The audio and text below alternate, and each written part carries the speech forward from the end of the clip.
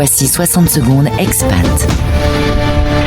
Préparé et présenté par Louisiane. Bonjour à tous. Chaque été, nous entendons parler de noyades dans des piscines, des lacs ou bien la mer.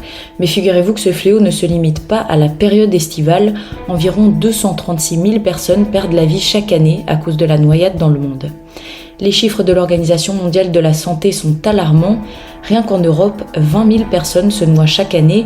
En France, depuis le 1er juin 2024, 69 décès par noyade ont été recensés. Parmi ces victimes, 59% sont des adultes, 25% des enfants de moins de 6 ans et 16% des jeunes de 6 à 17 ans. La noyade touche tous les âges et tous les lieux. Les récents incidents en France et dans le monde illustrent bien cette réalité. En juillet 2024, un enfant de 3 ans a été sauvé de justesse après une noyade dans une piscine, tandis qu'un enfant de 6 ans est malheureusement décédé dans une base de loisirs dans le nord de la France.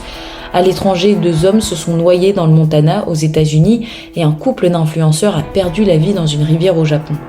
La journée mondiale de prévention de la noyade, célébrée chaque année le 25 juillet, rappelle l'importance de ce combat.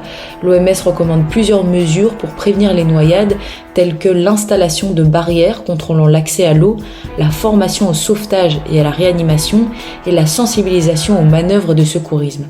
À notre échelle, chacun peut agir, alors voici quelques conseils pratiques. Inscrivez-vous à des cours de premiers secours pour apprendre les bons réflexes. Surveillez attentivement les enfants près de l'eau et baignez-vous avec eux.